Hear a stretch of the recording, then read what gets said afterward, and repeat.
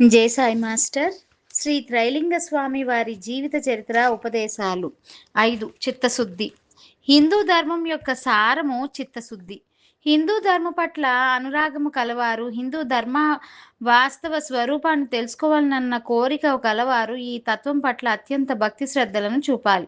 సాకార పూజ లేదా నిరాకార పూజ, ఈశ్వరవాదము, బహుదేవతా భక్తివాదము, ద్వైతవాదము లేదా అద్వైతవాదము, జ్ఞానవాదము లేదా కర్మవాదము అన్నీ దీని ముందు తీసికట్టే. చిత్తశుద్ధి ఉంటే అన్ని మతాలు పవిత్రమైనవే, అది లేకపోతే అన్నీ అపవిత్రములే. చిత్తశుద్ధి లేని వారికి ఏ ధర్మము లేదు. పవిత్రమైన చిత్తము కలవారికి క్రియారూప ధర్మము యొక్క ఆవశ్యకత లేదు. చిత్తశుద్ధి కేవలం హిందూ ధర్మం యొక్క సారమే కాదు, అది సర్వ ధర్మముల సారము కూడా. ఎవరి చిత్తము పవిత్రమైనదో అతడు శ్రేష్ఠుడైన హిందువు, అతడు శ్రేష్ఠుడైన మహమ్మదీయుడు, శ్రేష్ఠుడైన బౌద్ధుడు, అట్లాగే మిగిలిన ధర్మముల వారు కూడా. ఎవరికి చిత్తశుద్ధి లేదో వారు ఏ ధర్మావలంబులైన గణనీయులు కారు. కనుక చిత్తశుద్ధి అంటేనే ధర్మము, కానీ గొప్పతనం అంతా హిందూ ధర్మంలోనే ఉన్నది. కనుక చిత్తశుద్ధి లేని వారిని హిందువులని పిలవరాదు. చిత్తశుద్ధి అంటే ఏమిటి? ఇది అనేక లక్షణములను బట్టి, పనులను బట్టి తెలుస్తుంది. చిత్తశుద్ధి యొక్క మొదటి లక్షణము ఇంద్రియ సంయమనము. ఇంద్రియ సంయమనం అంటే ఇంద్రియ ఛేదము, ఇంద్రియ నాశనము కాదు. ఇంద్రియములను మన వశంలో ఉంచుకోవడం, అంతేగాని మనం ఇంద్రియముల అధీనంలో ఉండటం కాదు. అదే ఇంద్రియ సంయమనం అంటే. అతిగా భుజించడం ఒక రకమైన ఇంద్రియ వశత అయితే, దాన్ని వశపరుచుకోవటం అంటే అసలు భోజనం చేయకపోవడం కాదు, లేదా వాయు భక్షణము, లేదా అర్ధనాశనము, లేదా ఏదో కొద్దిగా తిని దినములు గడపటము కాదు. శరీరము దాని ఆరోగ్య పరిరక్షణ కోసం ఏ ప్రకారమైన ఆహారం ఎంత పరిమాణంలో తీసుకోవాలో అంత తప్పక తీసుకోవాలి. దానివల్ల ఇంద్రియ సంయమనానికి భంగం కలగదు. ఇంద్రియ నిగ్రహము అంత కఠినమైన పని కాదు. ఏ ఇంద్రియానికి లోబడక దానిని మన వశంలో ఉంచుకోవాలి.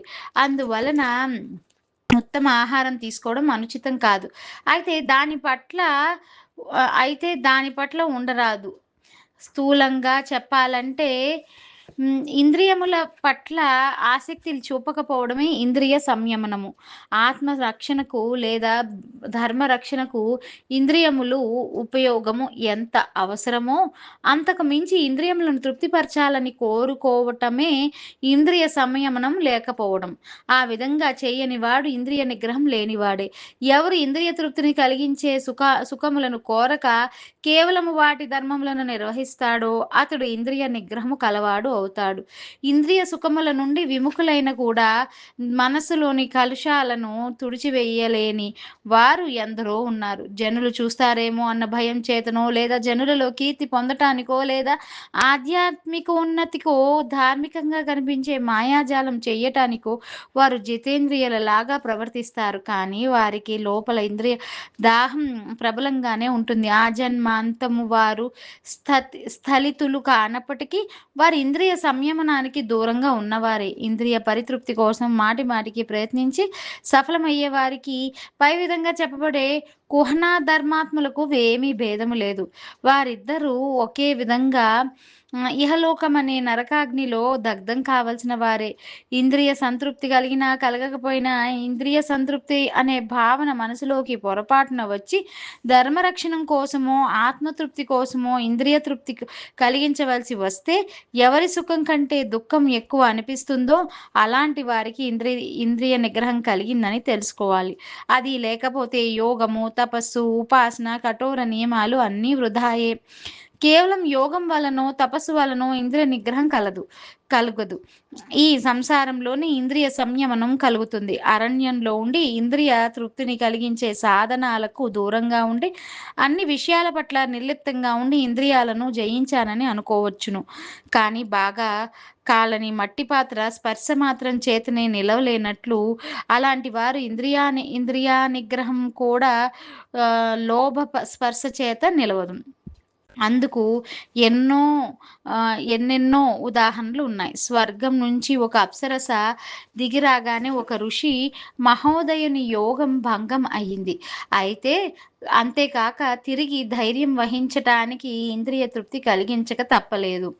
ఏ దేశంలో ఏ వస్తువు దొరకదో అక్కడి వారు ఆ వస్తువును తినరు, అమ్మరు. దాని భావం త్యాగమని అనకూడదు. ఇంద్రియ తృప్తినిచ్చే పదార్థాలతో ప్రతినిత్యం సంసర్గం కలవాడు వాటితో యుద్ధం చేసి ఎప్పుడో విజయం పొందితే అప్పుడు అనబడతాడు. అదే ఇంద్రియ జయం అనబడుతుంది. పరాశరుడు కాని విశ్వామిత్రుడు గాని మొదటనే ఇంద్రియాలను జయించలేకపోయారు. కానీ భీష్ముడు, లక్ష్మణుడు ఇంద్రియ జయమును సాధించగలిగారు. ఇంద్రియ సంయమనం చేయాలనే కోరిక చిత్తశుద్ధిలోని మరొక గొప్ప లక్షణం. చాలా మందికి ఇంద్రియ నిగ్రహం ఉంటుంది, కానీ వారికి ఇతర కారణాల వల్ల చిత్తశుద్ధి ఉండదు. ఇంద్రియ సుఖాలను అనుభవించకపోయినా మనం చక్కగా ఉందాము, అందరూ మనను ప్రేమిస్తారు అనే వాసన మనసులో ప్రబలంగా ఉంటుంది. ధనము, అభిమానము, గౌరవము, కీర్తి, సౌభాగ్యము ఉన్న పెద్దవాళ్ళు తమను అందరూ ధార్మికుడని, మహాత్ముడని గౌరవించాలని కోరుకుంటూ ఉంటారు. కానీ వారి మనసులో ఉన్న విషయాల పట్లనే వారు ఎప్పుడు ఆసక్తి కలిగి ఉంటారు. అందువలన చెయ్యరాని పనులు చేస్తారు. అంతేకాక అన్నింటిలోనూ తమ మనసును లగ్నం చేస్తూ ఉంటారు. అలాంటి వారు ఇంద్రియాసక్తుల కన్నా నికృష్టులు. వారికి ధర్మము కానీ, కర్మ కానీ, జ్ఞానము కానీ, భక్తి కానీ ఏది ఉండదు.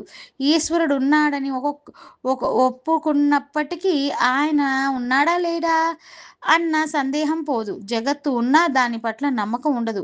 ఇలాంటి ఇంద్రియాశక్తి పట్ల కోరిక, స్వార్థపరత్వము చిత్తశుద్ధికి ఎక్కువ బాధాకరమైనవి. స్వార్థపరత్వము వాసనలను త్యజించడం వలన తప్ప చిత్తశుద్ధి కలుగదు. మనలాగానే ఇతరులు కూడా ఉన్నారు. మనము మన సుఖాలను కోరుకున్నట్లుగానే ఇతరుల సుఖాలను కూడా కోరుకోవాలి.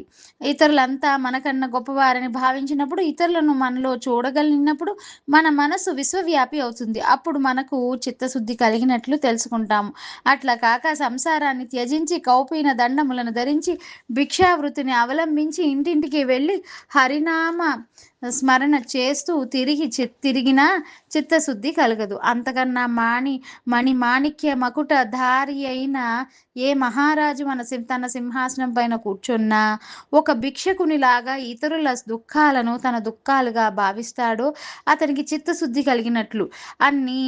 అన్ని పవిత్ర వస్తువులకు ఎవరు సృష్టికర్తయో, ఎవరు స్వయం పవిత్రుడో, ఎవరి దయ వలన పవిత్రత చేకూరుతుందో ఆయన పట్ల ప్రగాఢమైన భక్తి కలిగి ఉండడం చిత్తశుద్ధి యొక్క ప్రధాన లక్షణం. అలాంటి భక్తియే చిత్తశుద్ధికి, ధర్మమునకు మూలము. చిత్తశుద్ధి యొక్క ప్రధాన లక్షణము హృదయములో ప్రశాంతత. రెండవ లక్షణం ఇతరులను ప్రేమించడం. మూడవ లక్షణం ఈశ్వరుని పట్ల భక్తి. ఎవరికైతే అలాంటి శాంతి, ప్రేమ, భక్తులు కలుగుతాయో వారికి ఎలాంటి కోరికలు ఉండవు. అలాంటి వారికి సాలోక్యము అంటే మనతో పాటు నివసించటము, సామీప్యము అంటే మనకు సమీప వర్తులై ఉండటము, సాయుధ్యము అంటే మనతో సమానమైన ఐశ్వర్యము, సారూప్యము అంటే మనతో సమానమైన రూపము లేదా ఏకత్వము అనే అన్ని రకాల ముక్తులు లభిస్తాయి. అలాంటి వాడు భగవత్ సేవను తప్ప మరేమీ కోరడు.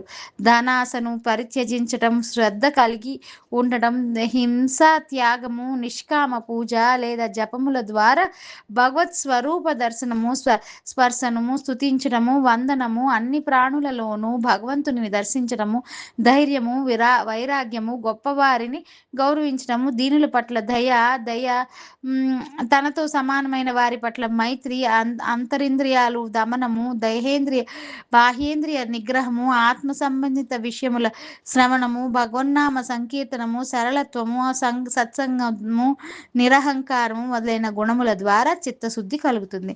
అలాంటి వారు ఏ ప్రయత్నము లేకుండానే ఆ భగవంతుని పొందుతారు. సువాసన గాలితో కలిసి ఘ్రాణేంద్రియములను ఆశ్రయించినట్లు భక్తి యోగంతో కూడిన చిత్తము అప్రయత్నంగానే పరమాత్మను ఆత్మలో చేర్చుకుంటుంది. ప్రాణులలో పరమాత్మ ఆత్మరూపంలో ఉన్నాడు. అన్ని ప్రాణులలోనూ ఉన్న జీవుడనే తన హృదయంలో కూడా ఉన్నాడనే స్థితి కలగనంత వరకు తన కర్మలలో లీనమై ఉపాసన లేదా జపము చెయ్యాలి. తమకు ఇతరులకు మధ్య భేదాన్ని మధ్య భేదాన్ని పాటించేవారు, ఇతరుల తన దుఃఖంగా భావించలేని వారు ఈశ్వరుని, ఈ బ్రహ్మమయ ప్రపంచాన్ని గురించి తెలుసుకోలేరు. ఈశ్వరుడు సర్వవ్యాపి. ఆయన అన్ని చోట్ల, అంటే అడవిలోను, నగరంలోను, గ్రామంలోను, నీటిలోను, భూమి మీద, శూన్యంలోను, రాతిలోను, అన్ని ప్రాణులలోను ఆత్మ రూపంలో ఉన్నాడు. ఈశ్వరుడు సర్వవ్యాపి అని కేవలం నోటితో చెబితే లాభం లేదు. ఈశ్వరుడు సర్వవ్యాపి అని ఒప్పుకున్నప్పుడు ఈ జగత్తు బ్రహ్మమయమని నిశ్చయింపబడుతుంది. ఈశ్వరుడు సర్వవ్యాపి, సర్వాంతర్యామి అని జ్ఞానం ద్వారా తెలుసుకున్న వారు ఈ బ్రహ్మమయ జగత్తు ఎట్లా ఉంటుందో చక్కగా తెలుసుకోగలుగుతారు. ఈశ్వరుడు ఏ పదార్థము, ఆయన ఆకారం ఎట్లా ఉంటుంది, ఏ మార్గంలో వెళ్తే ఆయన లభిస్తాడు అనే విషయాలను మనం నిరూపించలేకపోవచ్చును, కానీ వాటికిని కేవలం అర్థం చేసుకోవచ్చును. వీటిని అర్థం చేసుకోవటానికి ప్రయత్నిస్తే ముందుగా కారణ రూపంలోనూ, ఆ తర్వాత ప్రత్యక్ష రూపంలోనూ ఈశ్వరుని దర్శనం లభిస్తుంది. ఆయన రాత్రింబగళ్ళు మన ముందు ఉన్నాడు. మనం అంతఃకరణలో చూడాలని కోరుకోవటం లేదు. అందుకే ఆయనను చూడలేకపోతున్నాం. జై సాయి మాస్టర్, జై బాపూజీ మహారాజ్.